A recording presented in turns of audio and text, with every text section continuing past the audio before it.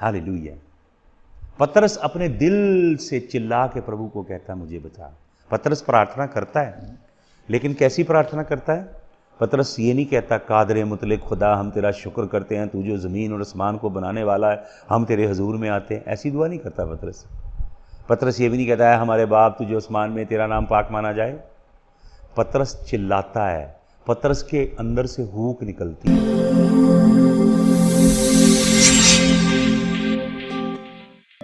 Hallelujah, praise the name of the Lord. आप सबको जय यीशु मसीह की। एक बहुत ही अलौकिक संदेश परमेश्वर के वचन में से मैं आपके साथ बांटना चाहता हूँ। परमेश्वर की प्रजा जिसके संग परमेश्वर ने अद्भुत वाचा बांधी, जिनको परमेश्वर ने अनूठी प्रतिज्ञाएं दी और पृथ्वी के कुल, गोत्र, भाषा, पृथ्वी के राष्ट्रों से यहोवा परमेश्वर ने अपना निज भाग करके जिस प्रजा को अलग किया, अपने लिए चुना, वो प्रजा यहोवा के नियमों को, विधियों को, यहोवा के हुक्मों को अपने पांव के नीचे रौंदती है और यहोवा की आज्ञाओं को तोड़ती है। और प्रभु ने अपनी व्यवस्था में इस्राएली प्रजा को यह बताया, यदि तुम मेरी आज्ञाओं को मानोगे तो पृथ्वी के कुल, गोत्र, भाषा, राष्ट्रों में से शिरोमणि ठहरोगे, परंतु यदि मेरी वाचा को तोड़ोगे तो वाचा के तोड़ने के श्राप तुम्हारे ऊपर आएंगे। इस्राएल एक ऐसा राष्ट्र, ऐसी कौम है जिसके ऊपर परमेश्वर के न्यायों को, परमेश्वर के हुक्मों को तोड़ने के प्रचंड श्राप आए। आप बाइबल पढ़िए या आप इतिहास पढ़िए, मॉडर्न हिस्ट्री पढ़िए, मिडीवल हिस्ट्री पढ़िए, एंशिएंट हिस्ट्री पढ़िए, आपको दिखाई देगा बहुत साफ साफ कि कैसे इज़राइल के ऊपर व्यवस्था को तोड़ने का प्रकोप आया। व्यवस्था विवरण 28 अध्याय पढ़िएगा आप। पहले 14 वचन अद्भुत प्रतिज्ञाएं, महान आशीषों का जिक्र करते हैं, और 14 के बाद के जितने शब्द हैं 28 अध्याय के अंतिम तक, वो हर प्रकार के श्राप, हर प्रकार के परमेश्वर के प्रकोप, लानतें, रोग, बीमारियां और असीरी। प्रभु कहता है, मैं पृथ्वी के कुल गोत्रों में तुम्हें तितर बितर कर दूंगा, विसर्जित कर दूंगा, और तुम्हारे पांव के तलवे आराम नहीं पाएंगे। तो यहां पे हम यशाया नबी की पुस्तक में से एक वचन आपको देना चाहता हूं। आइजाया 59 में इस्राएली प्रजा असीरी में गई है क्योंकि उन्होंने पाप किया। यहूदा, दक्षिणी इज़राइल, उत्तरी इज़राइल को इज़राइल कहा जाता था, जिसमें 10 गोत्र थे। दक्षिणी इज़राइल में यहूदा और बेंजामिन थे। ये भी असीरी में चले गए 586 बीसी में। उत्तरी जो 10 गोत्र थे वो 722 बीसी में असीरी में चले गए। तो यहाँ पे लोग असीरी में प्रताड़ित हैं, दुखी हैं, और पराये देश में परमेश्वर के आगे कराहते हैं और रोते हैं। तो परमेश्वर के दास यशाया के पास परमेश्वर का वचन आता है। इस्राएली प्रजा के हृदय में अपने देश लौटने की आशा धूमिल हो चुकी है। वो सोच रहे हैं, यहोवा ने हमारा परित्याग कर दिया, यहोवा हमारी प्रार्थनाएं क्यों नहीं सुनता, यहोवा परमेश्वर हमें उत्तर क्यों नहीं देता। तब परमेश्वर के दास यशाया के पास यहोवा का ये वचन आता है। प्रभु यहोवा यूं कहता है आइजाया 59 में, Behold, the Lord's hand is not shortened that it cannot save, or his ear dull that it cannot hear. यहोवा का हाथ छोटा नहीं कि यहोवा तुम्हें बचा ना सके, तुम्हारा उद्धार ना कर सके। यहोवा के कान बहरे नहीं कि वो तुम्हारी प्रार्थना ना सुन सके। वचन 2 में परमेश्वर का दास बताता है समस्या, बट योर इनिक्विटीज। मैंने आपको बताया बाइबल में, पुराने नियम में, इब्रानी भाषा में 4 शब्द हैं पाप के लिए। एक शब्द है पाप, जिसे हम खाता कहते हैं। एक शब्द है ट्रांसग्रेशन, जिसे हम पीछा कहते हैं। एक शब्द है अवान, जिसे हम इनिक्विटी कहते हैं, अधर्म। अवान जो है और अनराइचियसनेस, ये गहरे पाप हैं, मनुष्य के अंदर गहराई में रहते हैं। हालेलुया। इज़राइल की इनिक्विटी, गहरे पापों ने परमेश्वर को इज़राइल से अलग किया और उसका चेहरा छिप गया है कि परमेश्वर ना तो देखता है और ना तुम्हारी सुनता है। हालेलुया। मैं आपको बताना चाहूँगा, यशाया नबी एक आशा का संदेश देता है इज़राइल को और बताता है कि यहोवा का हाथ छोटा नहीं है। मैं यहोवा परमेश्वर के अद्भुत हाथ के विषय में आपको बताना चाहता हूँ। यहोवा का हाथ कितना पराक्रमी है। मूसा लाल समुद्र के पास खड़ा होके लाठी को उठाता है। एक प्रचंड समुद्र है और पीछे शत्रु की सेना उनका पीछा कर रही है। वो उस स्टाफ को उठा के यहोवा के नाम को पुकारता है और चिल्ला के कहता है, behold the hand of the Lord, यहोवा के हाथ को देखो। और जैसे पानियों पे मारता है, पानी फट जाता है और दीवार बन के खड़ा हो जाता है। आपको मालूम, पानी कभी दीवार बन के खड़ा नहीं होता, लॉ ऑफ फ्रिक्शन के कारण, ग्रेविटी के कारण। लेकिन परमेश्वर अपनी अद्भुत युक्ति से, अपनी सामर्थ्य से किसी भी भौतिक नियम को सस्पेंड कर सकता है। पानी ऐसे दीवार बन के खड़ा हुआ, इस्राएली सूखी भूमि से निकल गए। यशाया इस्राएली प्रजा को याद करा रहा है, यहोवा का हाथ छोटा नहीं है। समस्या है तुम्हारी इनिक्विटी, तुम्हारा अधर्म, तुम्हारे गहरे पाप। मैं नए नियम में से आपको एक वचन देना चाहता हूँ। मेरे संग चलिए मत्ती रचित सुसमाचार उसके 14 अध्याय में आइए और उसके 22 वचन से मैं पढ़ूंगा। मैं इसका बैकड्रॉप आपको दे देता हूँ। मत्ती रचित सुसमाचार के 14 अध्याय में यीशु मसीह 5000 की भीड़ को 5 रोटी 2 मछलियों से खिला के तृप्त करते हैं। और अगर आप यूहन्ना रचित सुसमाचार 6 अध्याय के 14 और 15 वचन में पढ़ेंगे तो भीड़ देखती है कि यीशु मसीह ने बहुत बड़ा चिन्ह दिखाया है। 5 रोटी 2 मछलियों से हजारों को खिला दिया। 5000 केवल पुरुष हैं, और पुरुष वो हैं जो लड़ाई के मैदान में जा सकते हैं, अबव द एज ऑफ 20। 20 से नीचे की उम्र के जवानों की गिनती नहीं है, स्त्रियों की गिनती नहीं है। तो बहुत सारे बाइबल के विद्वान मानते हैं कि शायद ये भीड़ 40,000 से 50,000 के करीब थी, जिसको यीशु मसीह ने खिलाया। और यहूदियों के लिए ये बहुत बड़ा चिन्ह था, इज़ेकियल नबी की पुस्तक के मुताबिक, कि जब वो गडरिया आएगा, बियाबान को, रेगिस्तान को, वो सच्चा गडरिया हरी हरी चराइयों में बदल देगा। हालेलुया। तो यूहन्ना 6 के 15 में लिखा है, वो लोग यीशु मसीह को उसी समय राजा बनाना चाहते थे, जबरदस्ती उसके सर पे ताज रख के उसकी ताजपोशी करना चाहते थे। यीशु मसीह देखते हैं कि शैतान यीशु मसीह को क्रूस पे नहीं जाने देना चाहता, और यीशु मसीह को बिना क्रूस पे गए ताज देना चाहता है, मुकुट देना चाहता है और राजा बनाना चाहता है। हालेलुया।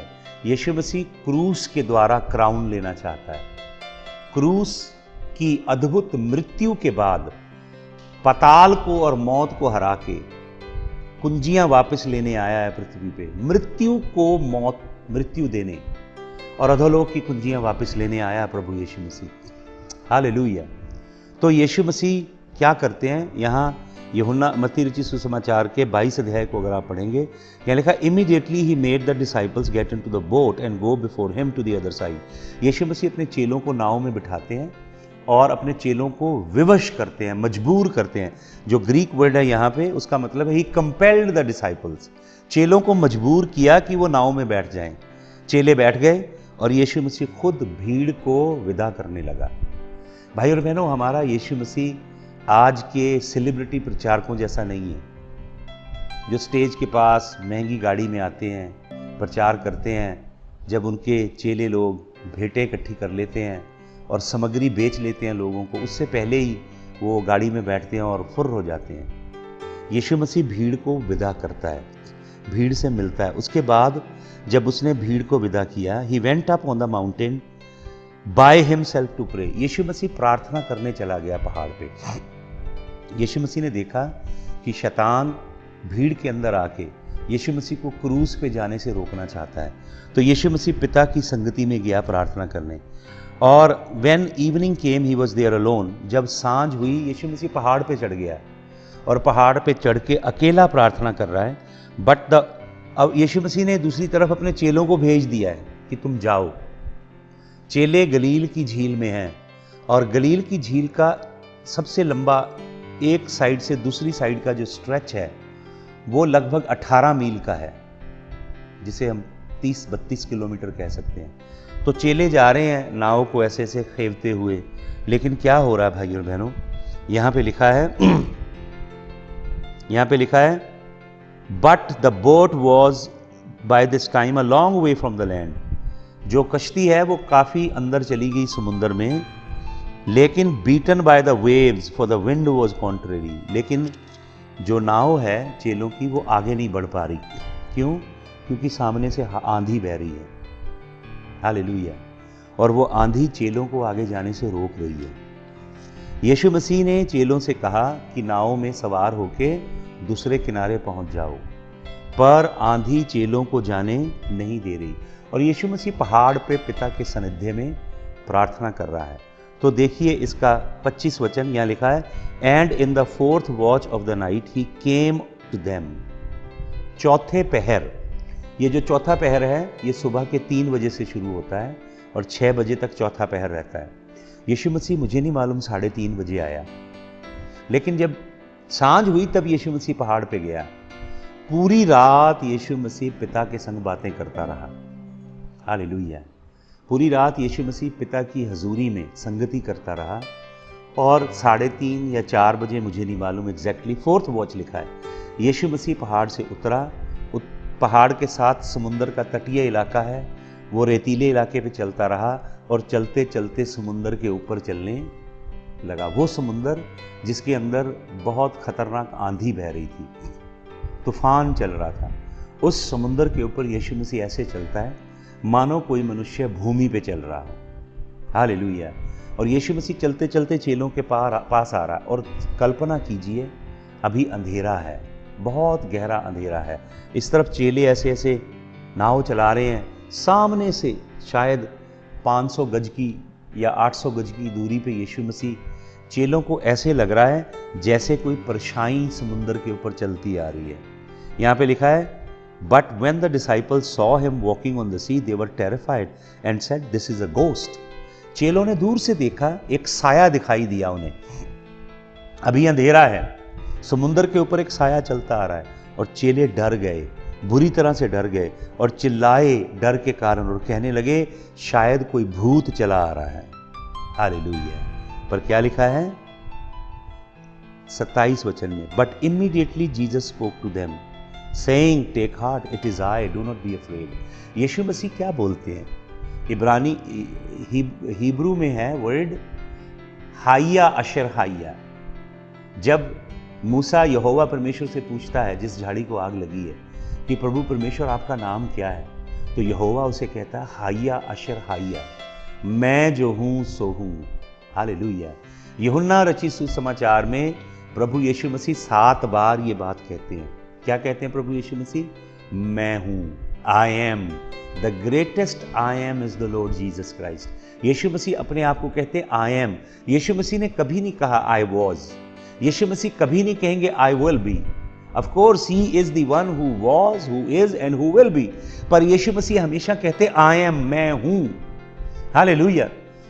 आपकी परिस्थिति कैसी भी क्यों ना हो, आपके हालात कैसे भी क्यों ना हो, आपकी दशा कितनी भी बुरी क्यों ना हो, डॉक्टर्स ने कोई भी रिपोर्ट क्यों ना दी हो, फाइनेंशियली आपका जीवन कितनी भी समस्याओं से क्यों ना जूझ रहा हो, यीशु मसीह आपसे कहेंगे मैं हूं। हालेलुया। यूनानी भाषा में यूहन्ना लिखता है ईगो एमे आए, मैं हूं। ईगो एमे आए, मैं हूं। यीशु मसीह वही शब्द बोलते हैं जो पिता आग की जलती हुई झाड़ी में से बोलता है, हाइया आशर हाइया, मैं जो हूं सो। हालेलुया। तो वचन में क्या लिखा है? जब प्रभु बोलता है तो डर भाग जाता है। सबसे पहली बात प्रभु के बोलने की क्या है? आपके जीवन से डर के साए भाग जाएंगे, आपके जीवन से चिंता भाग जाएगी, आपके जीवन से परेशानियां, मुश्किलें खत्म हो जाएंगी जब प्रभु यहोवा आपसे बोलेगा, जब यीशु मसीह का वचन आपके पास आएगा। तो पतरस प्रभु से कहता है, प्रभु तो आप मुझे आज्ञा दीजिए कि मैं भी पानी पे चल के आऊं। इधर नाव है, उसमें चेले हैं, मेरा ख्याल 200-300 गज दूर, मुझे नहीं मालूम कितना डिस्टेंस है, बाइबल में लिखा नहीं। यीशु मसीह पानी पे चले आ रहे हैं धीरे धीरे। तो पतरस जोर से कहता है, प्रभु मुझे भी आज्ञा दीजिए। तो आपको मालूम यीशु मसीह पतरस से क्या कहते हैं? यीशु मसीह पतरस से ये नहीं कहते, पतरस अभी तो तेरी ट्रेनिंग पूरी नहीं हुई, अभी तूने बाइबल कॉलेज नहीं किया, BTH नहीं की, MDiv नहीं की, अभी तुमने MTech नहीं किया। प्रभु ऐसा नहीं कहते। प्रभु कहते हैं तू पानी पे चलना चाहता है तो आ। एक ही शब्द बोलते हैं, एरामिक भाषा में। पतरस नाव में से निकलता है, अपना एक पांव रखता है, दूसरा पांव रखता है, पतरस पानी पे चलने लगता है। जैसे प्रभु यीशु मसीह चल रहे हैं, सामने प्रभु हैं, मुझे नहीं मालूम 100 गज की दूरी है, 150 गज की, प्रभु आ रहे हैं, ऐसे पतरस चलता जा रहा है प्रभु की तरफ। प्रभु के ऊपर आंख लगाई है, अभी प्रभु पूरा दिख नहीं रहा, धुंधला दिख रहा है, अंधेरा है, लेकिन वह प्रभु की ओर नजर लगा के पानी पे चलता जा रहा है। अचानक पतरस क्या करता है? पतरस समुद्र की ओर देखने लगता है। भाई और बहनों, अभी भी समुद्र शांत नहीं है, अभी भी विपरीत आंधी बह रही है, अभी भी समुद्र की लहरें थपेड़े मार रही हैं। पतरस को समुद्र की लहरें थपेड़े मार रही हैं। पतरस ऐसे देखता है प्रभु से अपनी आंख उठा के, जैसे पतरस प्रभु से अपनी आंख हटाता है और समुद्र की लहरें और प्रचंड आंधी को देखता है, डर पतरस के अंदर आ जाता है। मैं अक्सर लोगों को बताता हूं, अपनी आंख यीशु मसीह पे लगा के रखें। इब्रानियों की पत्री लिखने वाला कहता है, ईमान के बानी, आपके विश्वास के कर्ता और विश्वास को सिद्ध करने वाले यीशु मसीह की ओर अपनी आंख लगा के रखें। हालेलुया। निरंतर उसकी ओर निहारें, वो कभी आपको गिरने नहीं देगा, आपके चेहरे कभी काले नहीं होंगे। जिन्होंने उसकी ओर देखा वो बल पाते हैं, वो कभी श्रमित नहीं होते। जैसे यरूशलेम को बुलंद पहाड़ घेरते हैं, वैसे यहोवा की करुणा उन्हें घेर के रखती है। जो उसकी ओर दृष्टि करते हैं, वो सहून से उनके लिए सहायता भेजता है। जैसे पहाड़ घेर के रखते हैं यरूशलेम को, वैसे यहोवा उन्हें घेर के रखता है। प्रभु कहता है, पहाड़ हट जाएंगे, पहाड़ियां टल जाएंगी, तो भी मेरी करुणा की वाचा मेरे डरवैयों से कभी अलग नहीं होगी। हालेलुया। तो पतरस के अंदर डर आता है। आपको मालूम, जैसे विश्वास आता है वैसे डर भी आता है। डर भी आत्मा है और विश्वास आत्मा है। ये विश्वास कोई संज्ञा नहीं है, ये विश्वास आत्मा है। बाइबल में लिखा था, स्पिरिट ऑफ फेथ, विश्वास का रूह। तो जब हम परमेश्वर के अभिषिक्त वचन को सुनते हैं, विश्वास आता है। जब हम अपनी परिस्थितियों और हालातों पे नजर लगाते हैं, तो शैतान नकारात्मक बातें, अविश्वास हमारे अंदर डालता है और विश्वास हमारे जीवन को छोड़ के चला जाता है। तो पतरस एक बड़ा अद्भुत काम करता है। आपको मालूम, जब पतरस डूब रहा होता है, पतरस प्रभु सामने है, शायद 150 गज दूरी पे, इधर पतरस डूब रहा है। पतरस क्या काम करता है? पतरस चिल्लाता है पूरे दिल से, कहता है, प्रभु यीशु मुझे बचा। हालेलुया। पतरस अपने दिल से चिल्ला के प्रभु को कहता है, मुझे बचा। पतरस प्रार्थना करता है, लेकिन कैसी प्रार्थना करता है? पतरस ये नहीं कहता, कादरे मुतले खुदा, हम तेरा शुक्र करते हैं, तू जो जमीन और आसमान को बनाने वाला है, हम तेरे हजूर में आते हैं। ऐसी दुआ नहीं करता पतरस।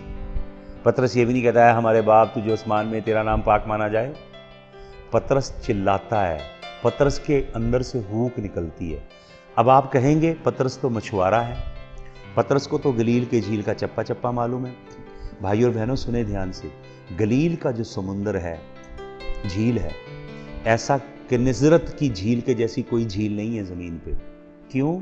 क्योंकि ये समुंदर की सतह से, जिसे मीन सी लेवल कहते हैं, उससे 150 फुट नीचे है। जमीन की सबसे निचली सतह की ये झील है। और गलील की झील के अंदर कुछ ऐसे इलाके हैं जहां की गहराई कई 100 फुट की है। 700-800 फुट गहरा है समुद्र वहां पे, और ऐसे चट्टानें निकल के आ रही हैं और लगून्स बन जाते हैं, ऐसे खो बन जाती है।